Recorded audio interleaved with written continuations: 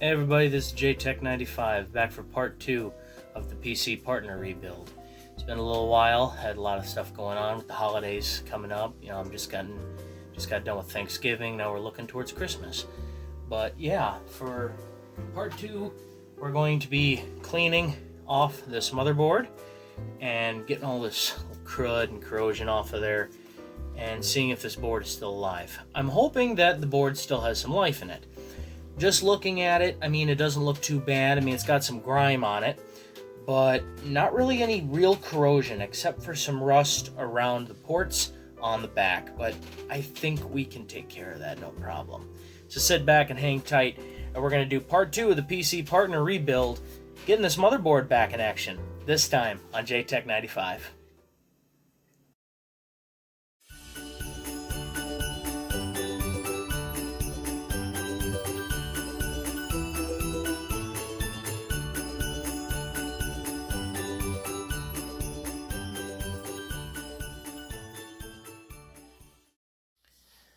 So yeah, today we're going to be taking a look at this motherboard, making sure it's still alive.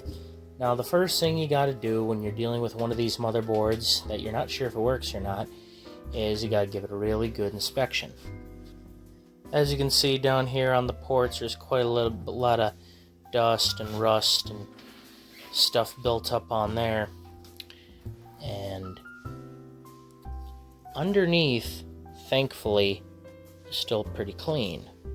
Not seeing any issues there. Flip it back over here. Really, the worst of it is just a lot of dust and grime built up on the chips. Maybe a little bit of corrosion, but not bad. Mostly just surface stuff. The real corrosion I'm seeing is here on these header pins for the front panel. So, what we're going to do here is we're going to give this board a vinegar bath. But first, we need to take the loose chips and the socketed chips and the RAM sticks off. So let's get that done first. So before I do anything else, I made sure to take a picture of the board as it is to make sure I put all of the chips and all the jumpers and everything else back in the same position. So we got a little box right here off to the side, and we're going to speed up this process a little bit, because this could take a few minutes, so hang tight and we'll get these chips and everything off.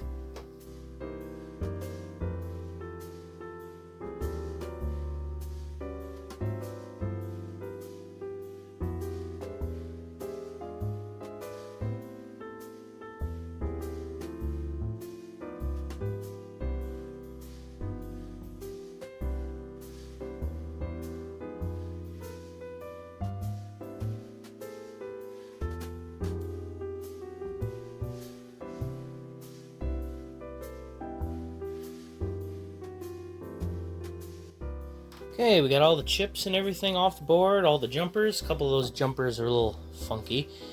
And looking here close on the keyboard connector, you can see some corrosion is starting to get deposited in there.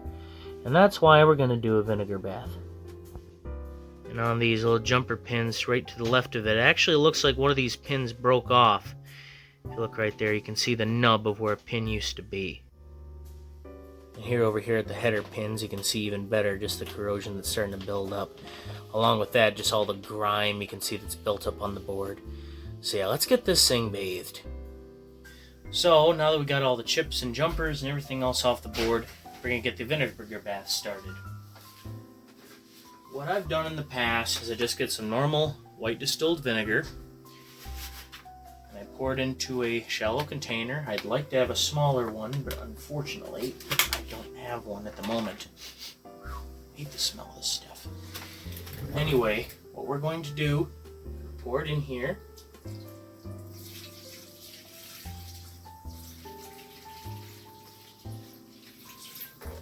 And we'll have just enough to submerge the motherboard. Then we'll take the board over here. I'll just place it right under the surface of the water. And before I do that, I'm going to get these little felt pads off here. So just give me a second. I forgot to do this. Okay, I'm back. I got the majority of it off of there. I just didn't feel like wanting to have it break apart and start making little floaters on there. So then we'll just drop this into the vinegar gently.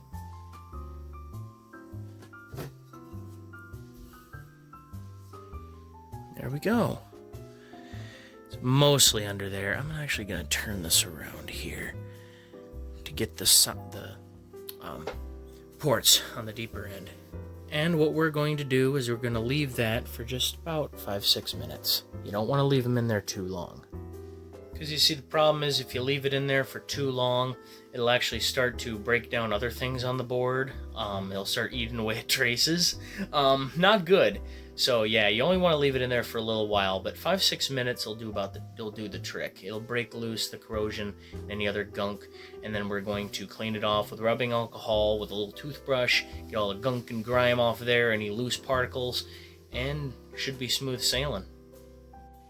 I'm not sure if you can see it, but you can kind of see that the vinegar is starting to eat away at the rust down here. And it's starting to make some bubbles where the corrosion is, which is a good thing. It means it's doing what it's supposed to be doing. So we'll give this another couple minutes here, and we'll pull her out and get her cleaned off. Okay, now that we've let this board sit and soak for a while, let's get it out of there, get her, scrubbed down, and we just have to let her dry for a while. Alright, so we're in the laundry room now. We're going to dump out this vinegar and get this board washed off with just some nice clean water.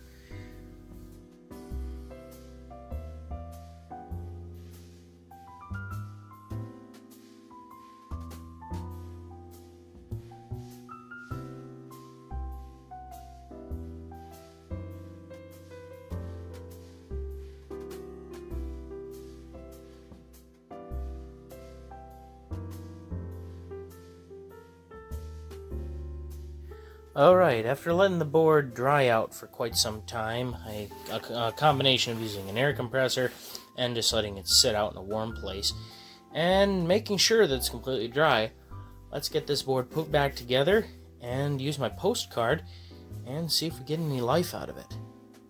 Yeah, as I put these chips in here, I'm going to use just a little bit of deoxit, just to be safe. Never had a problem using this stuff.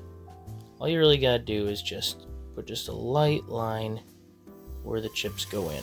Not a lot, just a little bit. Sometimes it comes out a little fast, but that's alright. It won't hurt anything.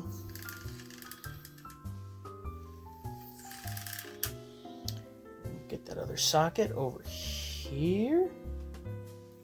To the side. Now let's get these chips back in. So yeah, as you can see, the board looks a lot better than it did before. It's actually nice and clean now. Everything looks pretty darn good, actually. The only part of the board I wasn't able to get the cleanest was the ports here on the end. The rust had just eaten them up considerably bad. So what I ended up doing was, after getting them cleaned out as best I could, I went over them with a silver Sharpie. I know a lot of people will probably be like, why did you do that, huh? Well, number one, because it's my machine.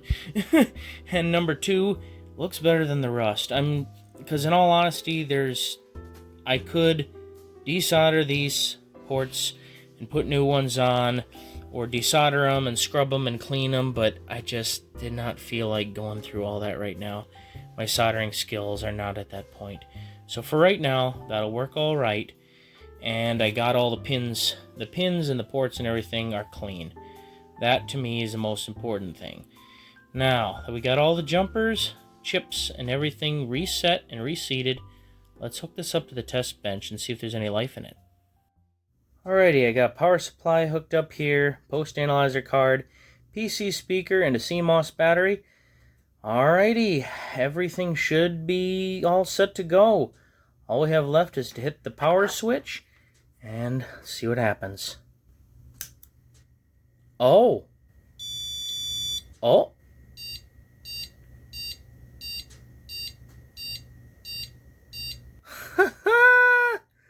That's awesome. Yes.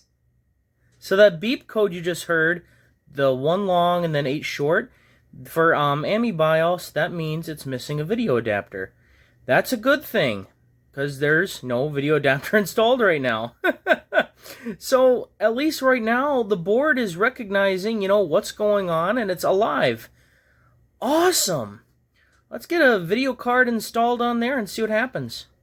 Alright, we got my T-Sang ET4000 installed on there. Figured that'd be a good card to try it out with. So let's hit that power switch again, see what happens.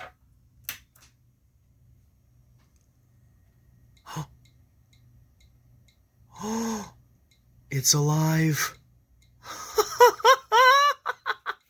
This is great. Okay, let's see. Escape. Oh. May have a problem here. Okay. Keyboard interface error. Okay. Let's try another keyboard, because I know certain boards did not like this keyboard. Alrighty, so I tried a different keyboard, and that worked. I don't know why, but for some reason, that other AT keyboard I've got, it doesn't always want to work. So, let's go into the CMOS setup. Okay, so let's see. It's actually very similar to the CMOS on my 286 that I built. Really early AMI BIOS. Looks like we've got one external memory size, 1,408 kilobytes. That's odd. Okay, so maybe they're 512K sticks? I don't know. That'd be kind of odd. I mean, there is only 2 chips on each stick of RAM. So let's go into the other part of the BIOS really quick and see. Go back into the BIOS and check the extended or run diagnostics. Yeah, let's do that. Okay. Okay, this is kind of like AMI Diag. Oh yeah, there is no hard drive or floppy yet. So miscellaneous. Okay, there's really not a lot I can do here. I'm going to stick another couple new sticks of RAM in there and see what goes on. Okay, so I'm back. I put in 2 sticks of RAM that I know are 1 meg apiece, and it's still showing up as 1408. So my guess is that's just how it's reading them. There's really no way for me to really get in there yet and test anything without having a hard drive and a floppy drive hooked up. So let's hook up a floppy drive really quick at the very least, boot it into DOS, and run a couple of more in-depth tests. There we go, we're booted into DOS. Let me grab my diagnostic disc, and we're going to test it out. Good thing we have our handy AMI Diag diagnostics disc. Never leave home without it. Alrighty. Make sure it reads. Cool. Alrighty. Let's run AMI Diag.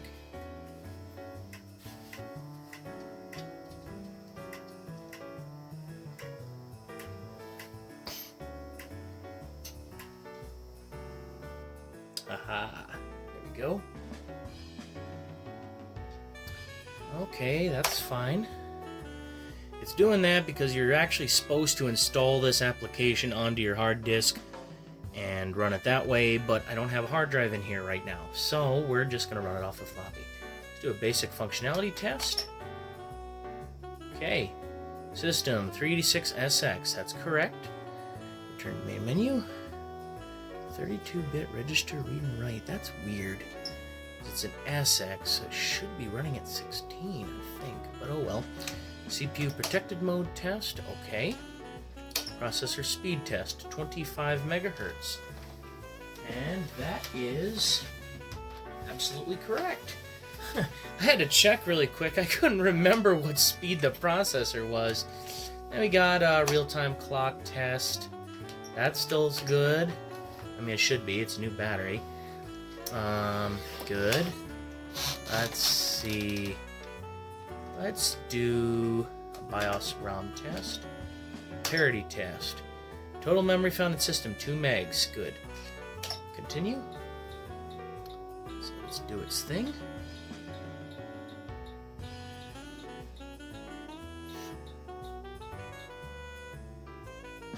Wait a minute, extended memory, 1 meg. You know what? I wonder if the jumpers are set for 1 meg of RAM. Give me half a second. I'm going to check on the retro web and see if there's any documentation for this board. Give me half a second. So, unfortunately, there's nothing on the retro web concerning this board. So, I'm going to have to do some more searching at some point. Let's check out the PC speaker.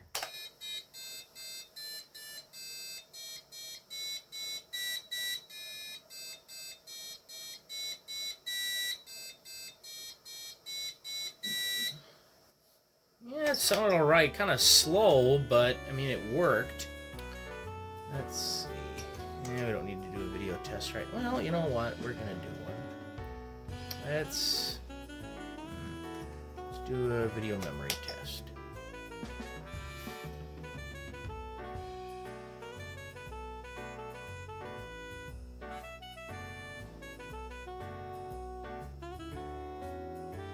Okay, passed. Okay. Attribute test. Yes. Okay, well, I guess that's it. I can do some more of these, but I'm not going to do that right now. Yeah, so it's looking like the board is alive. Let's exit out of here and try something else. You know what, we're going to try running Prince of Persia. Let's see if it loads. Which it should.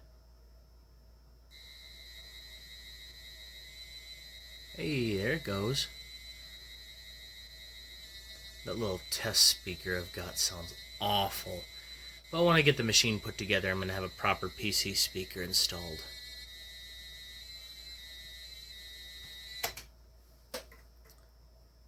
Okay. Should be loading up here. Gonna take a minute, given I've only got 2 megs of RAM.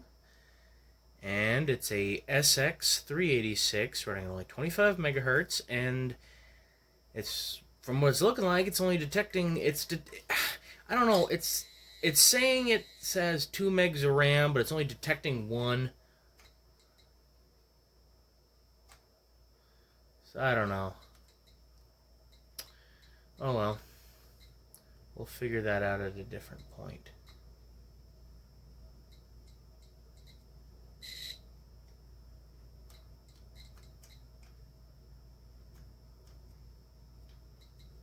I'm gonna have to go down here. Oop. Okay, seems to be running okay. Alright, let's exit out of here.